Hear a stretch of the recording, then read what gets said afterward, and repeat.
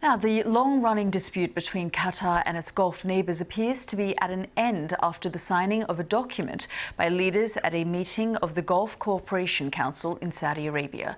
The Emir of Qatar embraced the Saudi Crown Prince Mohammed bin Salman as he arrived in Saudi Arabia for a summit aimed at resolving the rift. It's the first time that Sheikh Tamim bin Hamad Al Thani has taken part in a GCC summit since Saudi Arabia, the UAE and Bahrain imposed an embargo on his country in 2017 over accusations of supporting terrorism, which Qatar has denied. Our Middle East business correspondent Samir Hashmi is watching the developments.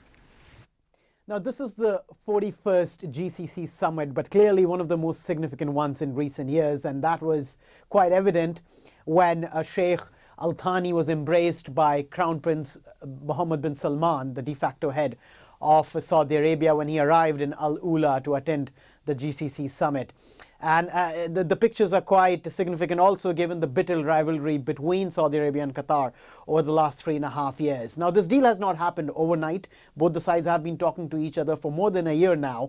The Trump administration was involved, but so were the Kuwaitis, who have played a key role, and they were encouraged by the United States government to make sure that this deal works out. Of course, over the last few months, Jared Kushner, the senior advisor in the White House, also was involved to make sure that this deal does go through.